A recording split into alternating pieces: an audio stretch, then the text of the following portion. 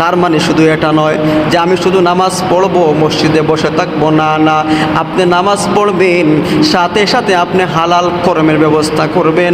আল্লাহ আপনার রিজিকের মধ্যে বরকত দিয়া দিবেন, বরকত। কেমন করে তা হয় আমার ভাইরা, আপনারা জানেন, লক্ষ্য করে দেখুন নামাজের মাধ্যমে বরকত কেমন করে হয়। আপনি যদি একজন দিনমজুর মানুষ হয়ে থাকেন, অথবা একজন শিল্পপতি হয়ে থাকেন, অথবা একজন ধনী লোক হয়ে থাকেন, গরিব লোক হয়ে থাকেন, 5 ওয়াক্ত নামাজ যদি আপনি সময় মতো জামাতের সাথে আদায় করেন, আল্লাহ রাব্বুল আলামিন আপনার জিম্মাদার হয়ে যান। আল্লাহ আপনাকে বিভিন্ন ধরনের বিপদ আপদ থেকে রক্ষা করবেন। তাইলে লাভ হলো দুইটা। 1 নাম্বার লাভ হলো আখিরাতের শাস্তি থেকে আমি বাঁচলাম। 2 নাম্বার লাভ হলো আল্লাহ আমার জিম্মাদার। নামাজের জন্য হিসাব দেওয়া লাগবে। রাসূল বলেন, আউয়ালু মা ইউহাসাবু বিহিল আবদু ইয়াউমাল কিয়ামাতিস সালাহ। কিয়ামতের কঠিন ময়দানে আল্লাহ রাব্বুল আলামিন সর্বপ্রথম বান্দা বান্দীদের কাছ থেকে নামাজের হিসাব নেবেন। কিয়ামতের কঠিন ময়দানে সর্বপ্রথম যে হিসাবটা নেওয়া হবে সেটা হচ্ছে নামাজ। ও আমার ভাইরা, হেলায় খেলায় এই জীবনে কত নামাজ আমরা মিস করলাম আপনি জানেননি। নামাজ মিস করার কারণে দুনিয়াতে আমি শাস্তি তো অবশ্যই পাবো, পরকালে আমার জন্য ভয়াবহ শাস্তির ফয়সালা আল্লাহ করতেছেন। এখন আপনারা জানেন নামাজ, ইন্নাস সালাতা তানহা আনিল ফাহশাই ওয়াল মুনকার। আল্লাহ বলেন নিশ্চিত নামাজ অশ্লীল কাজ থেকে বাধা প্রদান করে। নিশ্চিত নামাজের মাধ্যমে মানুষ অশ্লীলতা থেকে বেঁচে যায়। কিন্তু দেখা যায় আমাদের সমাজে আমরা কতগুলো মানুষ নামাজ আদায় করি কিন্তু গুনাহ ছাড়তে পারি না।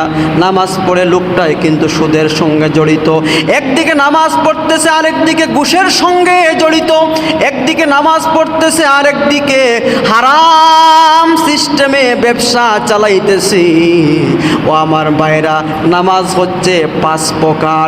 5 প্রকার নামাজ।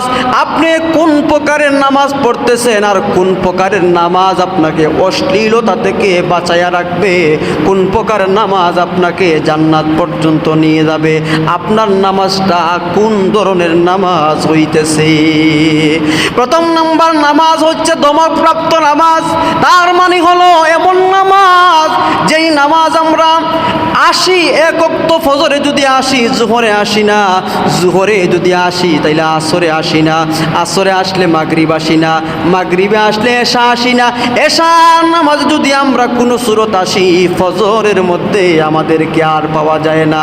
রাসূল বলেন এই নামাজ যারা আদায় করবে তাদেরকে জাহান্নামের আগুনের মধ্যে পাকড়াও করা হবে। তারা দর্শে এবং ছাড়ছে সেই নামাজের মাধ্যমে সে অশ্লীলতা থেকে, বেহায়াপনা থেকে বিরত থাকতে পারবে না, কারণ সে পরিপূর্ণ নামাজ সে পড়তেছে না। পরিপূর্ণ নামাজ না পড়ার কারণে আল্লাহ রাব্বুল আলামিন তাকে জাহান্নামের মধ্যে নিক্ষেপ করবে। 2 নম্বর নামাজ হচ্ছে শাস্তিপ্রাপ্ত নামাজ। এমন নামাজ মানুষটা 5 ওয়াক্ত নামাজ মসজিদে এসে জামাতের সহিত পড়ে, ঠিক আছে, কিন্তু নামাজের মধ্যে তার কোনো মনোযোগ নাই। নামাজের মধ্যে যখন দাঁড়ায় দুনিয়ার সব ব্যস্ততা, দুনিয়ার সব ব্যবসা বাণিজ্যের হিসাব নিকাশগুলা তার ভিতরে চলে আসে, মাথার মধ্যে চলে আসে। কয় রাকাত নামাজ পড়লো সে আর বলতে পারে না। ইমাম সাহেবের সঙ্গে নামাজের মধ্যে ঠিকও সে শরিক হয়, আবার ইমাম সাহেবের সঙ্গে সালাম ফিরে আনে। কয় রাকাত নামাজ পড়লো তাকে জিজ্ঞাসা করা হলে পরিপূর্ণভাবে সে আর বলতে পারে না। সেটা সেই নামাজের মাধ্যমে আপনি জাহান্নামে যাবেন। হ্যাঁ, মন আপনার নামাজ থেকে যাবে তা ঠিক আছে, কিন্তু মনকে আবার ফিরে আনতে হবে। 3 নম্বর প্রকারের মানুষ যারা, তারা হচ্ছে মাফি পায়, আল্লাহর কাছ থেকে মাফি পায়। ক্ষমাপ্রাপ্ত নামাজি। এই সমস্ত নামাজিরা নামাজের মধ্যে যখন দাঁড়ায় তখন তার মনটা অন্যমনস্ক মাঝে মাঝে হয়ে যায়, কিন্তু হঠাৎ যখন মনে আসে না আমি তো নামাজের মধ্যে আছি, সঙ্গে সঙ্গে তার মনটাকে সে ফিরাইয়া আনে, সঙ্গে সঙ্গে তার মনটাকে নামাজের মধ্যে ফিরাইয়া আনে। এই সমস্ত নামাজের মাধ্যমে বান্দা বান্দিগুলো আল্লাহর কাছ থেকে ক্ষমা পেয়ে যায়, আল্লাহর কাছ থেকে ক্ষমা পেয়ে যায়। তাইলে আমরা গাফিল হব না, উদাসীন হব না, নামাজ পড়তে হবে। রসুল বলেন কাল্লাম, রসুল বলেন কান্নাহু তারা, কান্নাকা তারা। রসুল বলতেছেন যে তুমি মনে মনে ভাববা যে আল্লাহ রাব্বুল আলামিনকে দেখতেছ। আমার বন্ধুরা, যদি এই কথা আমি না ভাবি তাইলে কমপক্ষে আমার ইয়াকিনের মধ্যে থাকতে হবে যে আল্লাহ রাব্বুল আলামিন স্বয়ং আমাকে দেখতেছেন। আর যদি আমি নামাজ ঠিকমতো আদায় করি না, অথবা আমি সেই দুই প্রকারের এক প্রকার, হয়তো মাঝে মাঝে আসি, নইলে আমি ডাইরেক্টলি আসি না, নতুবা আমি প্রতিওক্ত নামাজের মধ্যে আসি কিন্তু আমার মন আর নামাজের মধ্যে থাকে না, তাইলে সেই নামাজ আমাকে জাহান্নামে নিয়ে যাবে। সেই নামাজের মাধ্যমে আমি কোনো ফল পাবো না, সেই নামাজের কারণে আমি সাইর নামক জাহান্নামের আগুনে জ্বলব। আমার ভাইরা, আমার বন্ধুরা, সেই নামাজগুলা ডাইরেক্ট আল্লাহর পক্ষ থেকে ফরজ হয়েছে। কেমন করে আমি পারি?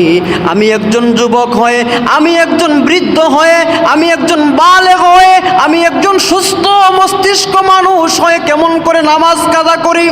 আফসোস আর আক্ষেপের বিষয়, মুসলমানের ঘরের সন্তান হওয়ার পরেও সে নামাজ পড়ে না, মুসলমানের ঘরের সন্তান হওয়ার পরেও সেই মহিলাটাও বাড়িতে নামাজ পড়ে না। আল্লাহ রাব্বুল আলামিনের দরবারে কিয়ামতের কঠিন ময়দানে তাকে জবাব অবশ্যই দেওয়া লাগবে। এখন যদি আমরা হিসাব করতে শুরু করি, আমার বয়স কত হলো, আমার নামাজ ফরজ হয়েছিল কত বছর বয়সে? দোস্ত আহবাবেরা, উলামায়ে কেরাম বলেন এক ওয়াক্ত নামাজ যদি কেউ না পড়ে তাইলে 80 হুক বা দুযুক, এক হুকবার পরিমাণ 2 কোটি 88 লক্ষ বছর। তাইলে আমি কত নামাজ ছাড়লাম, সেই সমস্ত নামাজের হিসাব, সেই সমস্ত নামাজের শাস্তি আমি বুক করতে করতে আমি কি আর জান্নাতে যাওয়ার আশা করতে